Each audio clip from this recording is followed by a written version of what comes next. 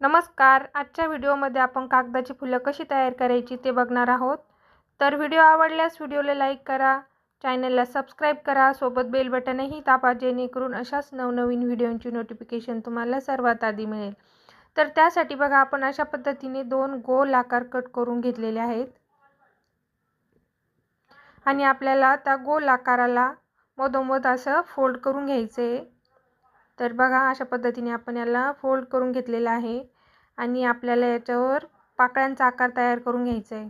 तर हे बघा असा आपण पाकळ्यांचा आकार तयार करून घेतला. त्याला आपण कात्रीने कट करून घेऊया. अगदी कमी वेळेत आणि सोप्या पद्धतीने आपण हे फूल तयार करणार आहोत. खूप सुंदर असा पाकळ्यांचा आकार तयार झाला आहे. अगदी कमी साहित्यात आणि सुंदर असं फूल तयार होणार आहे हे. तर हे बघा अशा पद्धतीने आपण ह्या पाकळ्या तयार करून घेतोय. साहित्यही खूप कमी लागतं यासाठी आणि घराच्या सजावटीसाठी खूप सुंदर असं आपण फूल तयार करू शकतो. तर इथे एक आपण पाकळी कट करून टाकली बघा आणि त्याला आपण असं चिटकवून घेतलंय आणि कात्रीच्या साहाय्याने आपल्याला ह्या पाकळ्यांना आकार देऊन घ्यायचा आहे. इथे 2 पाकळ्या आपण कट केल्या बघा अशा आणि इथे ग्लू लावून घेतला आहे आणि तिथे पण आपल्याला चिटकवून कात्रीच्या साहाय्याने असा आकार द्यायचा आहे आपल्याला पाकळ्यांना. त्यामुळे फूल खूप सुंदर दिसतं आणि आता याला आपण चिटकवून घेऊया. तर हे बघा अशा पद्धतीने मी ही चिटकवून घेतलं आहे.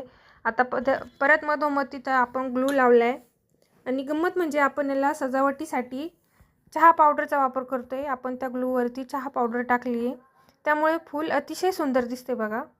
आता हिरवा कागद घेतला आहे. त्याला अशा पद्धतीने आपण फुलासाठी आपण त्याचं देठ तयार करून घेऊया. आपण हे असं देठ तयार करून घेतलं आहे बघा आणि त्याला आपण छोटे छोटे कट देऊन हे बघा अशा पद्धतीने आपण त्याला छोटे कट देऊन आपण ग्लूच्या साहाय्याने आपण हे फुलावरती चिटकवून देऊया. तर हे बघा अतिशय कमी वेळेत आणि सुंदर असं फूल तयार झाले आपलं.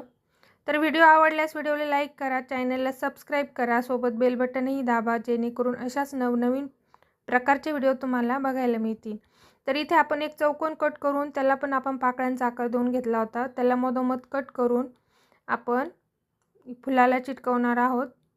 तर अशा पद्धतीने आपण डिंक लावून आपण त्याला इथं चिटकवून देऊयात. तर हे बघा अतिशय कमी वेळेत आणि सुंदर पद्धतीने हे आपलं फूल तयार झालेलं आहे. घराच्या सजावटीसाठी आपण ही फुलं घरी तयार करू शकतो. धन्यवाद.